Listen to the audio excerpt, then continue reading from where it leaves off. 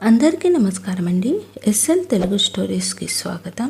నేను చెప్పబోయే కథ ప్రేమ చెలగాట, ఎపిసోడ్ నెంబర్ 32.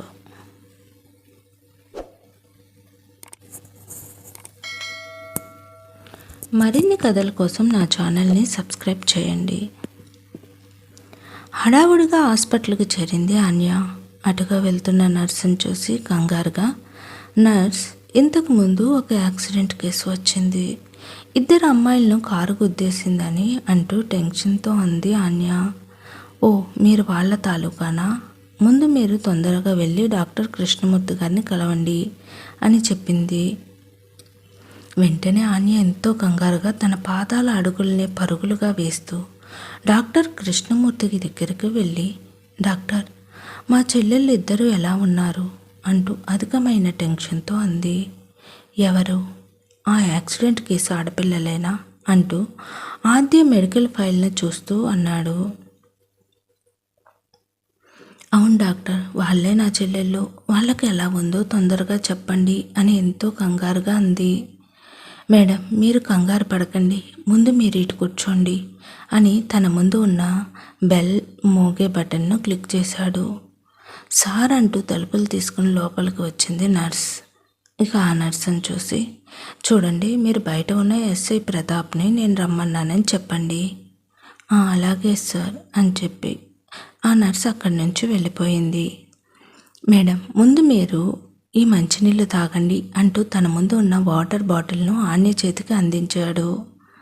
డాక్టర్ ఇస్తున్న మంచినీళ్లు తీసుకుని అధిక టెన్షన్తో పరుగులతో వచ్చిన ఆమె శరీరం అంతా నీరసించి గొంతు తడియారిపోవడంతో ఆ నీళ్లతో కొంత గొంతు తడుపుకుంది ఆన్య. మేడం, నేను చెప్పేది మీరు వినిన తర్వాత మీరు ధైర్యంగా ఉండాలి అని అన్నాడు డాక్టర్. డాక్టర్ అన్న మాటతో ఆన్య గుండె వేగం ఇంకా పెరిగింది. తనలో ఉన్న టెన్షన్కి ఇంకా టెన్షన్ చేరి అధికమైన టెన్షన్తో తనకు చెమటలు పట్టడం మొదలైనాయి.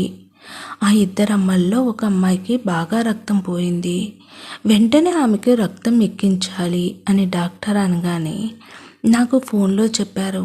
అందుకే నేను మా ఆఫీసులో నాతో పనిచేసే కొందరిని తీసుకుని వచ్చాను డాక్టర్ అని అంది ఆన్య. అయితే ముందు నేను వాళ్ళ బ్లడ్ శాంపిల్స్ తీసుకుని టెస్ట్ చేయమని వెంటనే చెప్పాలి. మిగిలిన విషయాలన్నీ మీకు ఎస్ఐ ప్రతాప్ వచ్చి చెప్తారు అని అన్నాడు డాక్టర్. ఆటోలోంచి రమ్య హాస్పిటల్ ముందు దిగి హడావిడిగా లోపలికి వెళ్తున్న తనకి ఇన్స్పెక్టర్ ప్రతాప్ కనిపించాడు. సార్, ఇందాక కానిస్టేబుల్ ఎవరో మా ఆద్య ఫోన్ నుంచి నాతో మాట్లాడారు. మా ఆద్య భావనలకు యాక్సిడెంట్ అయిందని చెప్పారు. వాళ్ళు ఇప్పుడు ఎక్కడ ఉన్నారు, ఎలా ఉన్నారు అంటూ ఎంతో కంగారుగా అడిగింది. మీరు? నేను వాళ్ళ అక్క ఆన్యకు ఫ్రెండ్ని. 4 రోజుల నుంచి వాళ్ళు మా ఇంట్లోనే ఉంటున్నారు సార్. మీ పేరేంటి? నా పేరు రమ్య సార్. అయితే ఆ స్కూటీ మీదేనా? ఎందుకంటే ఆ స్కూటీ రిజిస్ట్రేషన్ రమ్య అనే పేరు మీదనే ఉంది. అవును సార్, ఆ స్కూటీ నాదే అని రమ్య చెబుతూ ఉండగా ఇంతలో అక్కడికి నర్సు వచ్చి, సార్, ఎస్ఐ గారు మిమ్మల్ని డాక్టర్ గారు ఒకసారి రమ్మని పిలుస్తున్నారు అని అంది. ఎందుకు అని అడిగాడు ఎస్ఐ. అదే సార్, ఆ యాక్సిడెంట్ కేసు తాలూకా వాళ్ళ అక్కంట వచ్చారు, అందుకే మిమ్మల్ని రమ్మని పిలిచారు అని అంది నర్స్. సరే, వస్తున్నాను, మీరు పదండి అని ప్రతాప్ అనగానే ఇక ఆ నర్సు వెళ్ళిపోయింది. రమ్య, ఆ అమ్మాయి వాళ్ళ అక్క అంటే మీ స్నేహితురాలే కదా అని అన్నాడు ఎస్ఐ. అవును సార్, ఆమె నా ఫ్రెండ్ ఆన్య.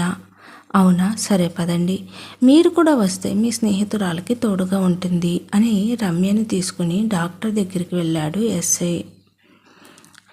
హలో డాక్టర్, రమ్మన్నారని నర్స్ చెప్పింది. అవును, ఇదిగో ఈమె ఆ యాక్సిడెంట్ అయిన వాళ్ళకి అక్క అవుతుంది అని అన్నాడు డాక్టర్. ఆన్య వైపు చూశాడు ప్రతాప్. అప్పటికే ఆమెలో టెన్షన్ ఇంకా బాగా భయం కనబడుతున్నాయి. మేడం, మీ పేరు ఆన్య అవునా అన్నాడు ఎస్ఐ. అవును. ఇంతకీ మా చెల్లెళ్ళు ఇప్పుడు ఎలా ఉన్నారు సార్ అని అడిగింది ఆన్య. ఒక్క నిమిషం అని మరలా డోర్ దగ్గరికి వెళ్ళి డోర్ బయట ఉన్న రమ్యని లోపలికి రమ్మని పిలిచాడు. రమ్యను చూసిన ఆన్యకు కొంత ధైర్యం వచ్చింది. రమ్య కూడా వెళ్ళి ఆన్య పక్కనే కూర్చుని టెన్షన్తో కళ్ళ నిండా కన్నీరుతో ఉన్న ఆన్య వైపు చూస్తూ, ఏమీ కాదు, భయపడకు ఆన్య అంది. మీరిద్దరే వచ్చారు, మీ పెద్దవాళ్ళు ఎవరూ రాలేదా అని అన్నాడు ఎస్ఐ ప్రతాప్. వాళ్ళు ఊర్లో ఉన్నారు సార్, ఇంకా ఈ విషయం గురించి వాళ్ళకు చెప్పలేదు అని అంది ఆన్య. ఇంతలో డాక్టర్ కృష్ణమూర్తి, ఎస్ఐ గారు, నేను వెళ్ళి ఆన్య గారు తీసుకుని వచ్చిన వారి బ్లడ్ శాంపిల్స్ తీసుకుని టెస్ట్ చేయమని చెప్పాను. అవి చూసి అలాగే రౌండ్స్ చూసుకుని వస్తాను. ఈలోపు వాళ్ళతో మాట్లాడుతూ ఉండండి అని చెప్పి అక్కడి నుంచి వెళ్ళిపోయాడు. మేడం, మీరు ఒకసారి మీ ఇంటికి ఫోన్ చేసి మీ పెద్దవాళ్ళని ఇక్కడికి రమ్మని చెప్పండి అన్నాడు. ఎందుకు సార్, అసలు మా వాళ్ళకు ఎలా ఉంది అని ఎంతో కంగారుగా అడిగింది రమ్య. కానీ ఆన్యలోని భయం, టెన్షన్ ఆమె నోటి వెంట మాట కూడా రాకుండా చేసింది. అది ఆ కారు నడిపిన వ్యక్తి బాగా తాగి ఉండడం వల్ల చాలా ఫాస్ట్గా వచ్చి ఎదురుగా వస్తున్న మీ చెల్లెళ్ళ స్కూటీని గుద్దేయడంతో వాళ్ళు అంత వేగానికి ఎగిరి కింద పడ్డారు. దాంతో ఆ ఇద్దరికి బలమైన గాయాలు అవ్వడంతో ఇక్కడికి తీసుకుని వచ్చాము కానీ అంటూ చెప్పడానికి సంకోచిస్తూ ఉండగా ఆన్య ఏమి జరిగిందో అనే ఎంతో భయంతో, ఏమైందో తొందరగా చెప్పండి సార్ ప్లీజ్ అంటూ టెన్షన్తో అంది. మేడం, మీరు అంతగా కంగారు పడకండి ప్లీజ్, రమ్య గారు మీరైనా ఆన్య గారికి చెప్పండి అని అన్నాడు ఎస్ఐ. సరే సార్, ముందు ఏమైందో చెప్పండి అని అదే కంగారుతో అంది రమ్య. సరే అయితే చెప్తాను వినండి. ఆ ఇద్దరు అమ్మాయిల్లో బండి నడిపిన అమ్మాయి కొంచెం సేపు మాట్లాడి అక్కడే ప్రాణాలు వదిలింది అని ఎస్ఐ అనగానే, ఏమన్నారు? బండి నడిపిన అమ్మాయి చనిపోయిందా? ఎవరు చనిపోయారు? అసలు బండి నడిపింది ఎవరు అంటూ ఏడుస్తూ అధికమైన టెన్షన్తో స్పృహ కోల్పోయి కింద పడిపోయింది ఆన్య. ఆన్య ఆన్య అంటూ లేపుతూ ఒక్కతే ఏం చేయాలో అర్థం కాక ఏడుస్తూ ఉంది రమ్య. ఇంతలో ఎస్ఐ డాక్టర్ని పిలిపించాడు. డాక్టర్ వచ్చి ఆన్యకి ట్రీట్మెంట్ చేయడం మొదలుపెట్టారు. ఈ అమ్మాయి మొదటి నుంచి టెన్షన్ పడుతూ ఉందని నేను కూడా చాలా నిదానంగా చెప్పాను డాక్టర్, కానీ ఇలా పడిపోయింది. ఇప్పుడు ఈ అమ్మాయికి ఎలా ఉంది అని అన్నాడు ఎస్ఐ. ఎక్కువగా ఒత్తిడికి గురి కావడం వల్ల ఇలా జరిగింది. భయపడాల్సింది ఏమీ లేదు, కొంతసేపటికి స్పృహ వస్తుంది అని అన్నాడు డాక్టర్. రమ్య గారు, మీరు ఒకసారి వాళ్ళ ఇంటికి ఫోన్ చేసి వాళ్ళ నాన్నగారు వాళ్ళని రమ్మని చెప్పండి అని అన్నాడు ఎస్ఐ. సార్, ఇంకో అమ్మాయి పరిస్థితి ఏమిటి? ఆమెను నేను వెళ్ళి చూడవచ్చా అని అంది రమ్య. ఆమె పరిస్థితి అంటే ఆ అమ్మాయి కోమాలో ఉంది, ఎప్పుడు మామూలు అవుతుందో చెప్పలేము అన్నాడు డాక్టర్.